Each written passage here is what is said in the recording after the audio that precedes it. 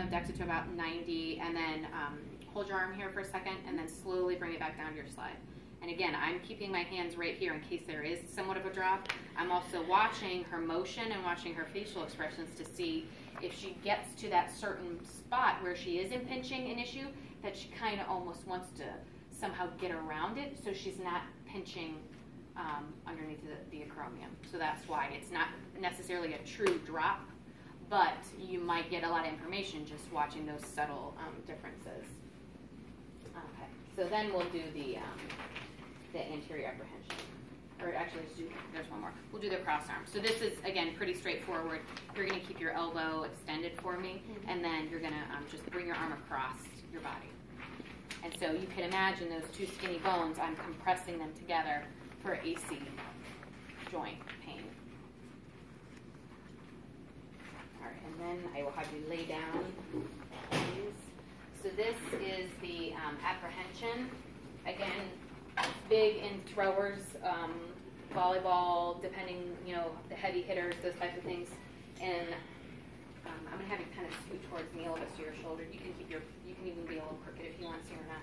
So you're going to be 90 degrees abducted, 90 degrees at the elbow. And then what I'm going to do, I am going to rotate and watch her facial expression. This is not a pain. This is more of the apprehension, meaning you might see their eyes get a little bit bigger, or they might verbally say, or you ask them, does that bother you at all? Does that feel funny? Or and they will say, it feels like you're going to pop my shoulder out, or it feels like it's going to dislocate, or stuff like that type of a thing. So you kind of are rotating while at 90 and 90 and watching for that. So that's the anterior apprehension. Do you improvement with with pressure or whatever? I've seen people do it where they do the apprehension and they say, is it better when I press on it? Like when you go over the can't, because by doing it, you're adding some stability. Okay. So you're making up for the laxity when you're pressing like that. And that gives them relief, then that kind of goes along with your diagnosis. I think we got all of them. I'm going to order there a little bit. You can go ahead and sit. All right, we're going down to the elbow. So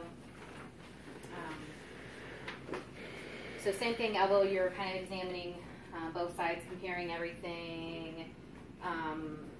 A lot of this is done in kind of her position. You can be flexed kind of at 30 degrees, or what you can do as you're palpating is you can kind of flex them up almost to 70 degrees, which would be around there. And you're palpating, so the olecranon, your big bony olecranon, this is very common when we were talking about bursitis. You see what looks like the big boggy golf ball hanging off someone's elbow, that's olecranon bursitis, okay? So the olecranon, you have remember thinking anatomically, your medial would be inside here. So you remember in your true anatomical position, you are in supination. So medial epicondyle, lateral epicondyle, okay? And so you're palpating both of those. Now, the cubital groove would be in between the medial epicondyle and your olecranon bursa, just kind of superficial to that, kind of right in through there. Feel that snap? Yeah. That's the ulnar nerve. So again, this is where a nerve is rather large and superficial. So if you palpate in there, you can palpate and you can move your ulnar nerve. And so that's when you go to do the Tinel at the elbow, you would percuss over that ulnar nerve. And again, that's your funny bone, and a Tinel's at the elbow, you have to specifically say it's done at the elbow, and absolutely do them both sides, because it may bother people just because you are tapping right on a very superficial nerve, and that's the funny bone. The radial head. So this, remember we talked about falling on an outstretched arm. To actually palpate that, you can make sure that you can kind of check in both supination and pronation to make sure that you're really covering the radial head, but I'm kind of palpating and rolling around the radial head then. And I'm palpating pretty deeply, correct? And of course you're going to be palpating both sides, but you want to make sure that you're doing some deep palpation so you don't miss a radial head fracture. Okay. And do everything bilaterally. And so then flexion, extension, these are pretty straightforward. Go ahead and flex up as far as you can and straighten out. Sometimes for some people, you will see a little bit of hyper extension in elbow. And then when you do supination, pronation, very important, make sure your elbow is bent to 90 degrees. Because a lot of times people will say, oh, I'm supinating, I'm pronating. A lot of that can come from shoulder rotation. So as you're doing its true supination, pronation, your elbow should be at 90 degrees. So that way it is isolated to your forearm motion. So supination, you're holding your cup of soup, don't let it spill. And then pronation, okay? Not a lot of special tests at the elbow. You don't have, I mean, other than kids, and elbows and kids are kind of no man's land. In adults, it's rare to have issues as far as ligaments go. It's more the repetitive, the tennis elbow of the lateral epicondyle, the golfer's elbow, which is same idea of the medial epicondyle. But in case there is a ligament issue, then you would do what's called a pivot shift test, and that would be looking at the ulnar collateral ligament, which is giving stability for the medial side of the joint. So what you would do is, again, anytime you're checking a ligament, you have to get them to relax. So a lot of times I'll just do some motion, or the big muscles that I know. Like if I let go of her arm, she should flap to the table, but her biceps is firing right now. So sometimes I have it's to. So strong. Yes, she can't help it. So sometimes you just kind of tap a few times on those big muscles and shake them out and let them relax. Another easy thing to do is as you're examining the elbow, and even as you're going through and palpating it, you kind of hold like this. So I can still have two hands, and I can have her arm completely relaxed while I'm still palpating everything. So that's kind of a nice, easy way to hold in place. And then the other thing you can do is as you're doing the pivot shift test is in a way to get a little bit of distraction. And I say, hold your place here, don't lean towards me, lean away from me. And then I'm having the patient help me do a little bit of traction. So you can see how that's kind of opening up. So if I kind of pull, I'm applying traction or an axial load this way. And so as I'm doing, so if I can get her to really relax, I'm kind of doing that traction. And then what I'm trying to do is I'm trying to open the medial side of the joint, which I shouldn't be able to if that ligament there is intact, right? So getting her nice and relaxed, I'm going to stress the inside of that joint, and she stays nice and closed. There's no medial gapping there. So that's normal. And then you pivot shift, okay?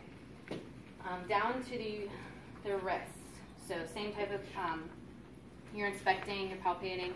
This is one where you would see that first dorsal compartment. If there's a tenosynovitis would be right in through here along that first dorsal compartment. That's where it's exquisitely swollen, tender, painful. And so obviously you're palpating through the distal radius and the ulna and the snuff box. Go ahead and stick your thumb up like this. If you don't know where that is, have them extend their thumb. So in between your brevis muscles is your the anatomical snuff box. So you can make sure you're palpating in there. For what? All right, and then you go through the metacarpals, your MCPs, or the metacarpals, the PIPs, or the proximals, and the DIPs, your distals. So you can palpate through all of those. And then your range of motion, we have the wrist here. So you might see slight variances of how the wrist motion is described. Wrist flexion is also, and this is considered the volar aspect, so sometimes you will hear volar flexion, and extension, you might hear dorsiflexion. So if you hear those are a lot of times used interchangeably. So flexion is volar flexion, extension is dorsiflexion. So you might hear that either way. But that's how they're labeled here. And again, the wrist, you might have a lot of variance. Go ahead and put your wrist back. So look how far she's almost getting to like a 90 degree like we talked about. So some people are very limited in their wrist motion. Some people have quite a bit of flexibility. That's why you need to be checking bilaterally to make sure that their motion is symmetric. And then go ahead and put your hands up. Point your fingers out towards your pinky and then in towards your wrist. Now another big thing is keeping the elbows kind of tight to their side and at 90 so they're not doing this. That doesn't count for ulnar radial deviation. Lock and isolate the joint that you're looking at. Okay, that's key. Whenever you're doing these exams, you need to make sure that you're isolating that joint. And then you've got a million fingers, so you can straighten your fingers out, flex them back together, spread them apart, put them back together straight. and then your thumb you can bring out, and then you can put to the base of your fifth pinky. And again, that's kind of, some people will say a pose, and then a lot of times a good base is if you can get to the base of your fifth finger. That's good motion as far as that goes. And then bringing the thumb out and straight, adduction back down. So the Phalen's test, now we're talking carpal tunnel, which is, which nerve? Yeah, you guys are going to know these. All right. So pretty much what you're doing is percussing over the median nerve where that transverse carpal ligament lies. So you're percussing right over there. Does that bother you? No. Any tissue down in the hand or back up? And again, sometimes you will get retrograde symptoms. And so you just do that a few times. Doesn't seem to bother. Okay, I'm going to have you hold your arms kind of like this funny position. And again, you may have to have them hold this there up to a full minute. So while they're doing that, you can be documenting or you can be asking about symptoms because you want to wait a good long time. You don't have to quite, she's nice and flexible, but as long as you're, and some people won't even be able to get to full 90. So if they're in this type of a position, that's fine too. You just want to make sure that they're in their full volar flexion or flexion. Any symptoms? Anything funny in your fingers or in your forearm? Okay, thank you. You can relax. So that would be your Phalen's and I did Snell's and Phalen's. Okay. And okay, so Frommans, let me give you this. So Frommans is to look for an ulnar nerve palsy, which remember your sensory branches and your motor branches are a little bit different. So what I would have her do is go ahead and grab this piece of paper with your thumb and finger. Don't let me pull it. Good. So see how her finger stays straight? So I know her adductor pollicis is firing because it's adducting the thumb back down and she's healthy and that's innervated by the ulnar nerve. So that's fine, okay? If she were to have it, now you do it to me. Say, okay, so I'm the patient and I do something like this where I am almost hyperflexed and my IB, it's because my flexor pollicis is firing to compensate for the lack of the adductor because of the ulnar nerve, because it's innervated by your anterior interosseous branch of your medial. So do you see that difference there? So that would be a positive Frommans, which would tell me ulnar nerve palsy. Okay? See, that's what's hard is your body is very good at substituting it. So sometimes when you see the wrong thing firing, okay, why is that firing? Because the primary one has an issue.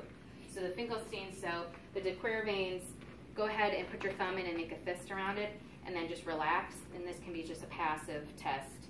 Where any pain when I do that? No. So this is a provocative pain test, but it would, and again, sometimes you just see swelling in through right in there. And then the last one, the grind test for that carpal. This is the CMC joint right in through here. So you can palpate to see if it's tender. And then the grind test is literally what it sounds like. You are grinding the joints together. And so I'm going to apply load to the joint. So this hand and this hand I'm pushing together. And then I'm also just going to apply a little bit of friction to the joint. Anything? No? And pain would be positive. Any questions on any of those?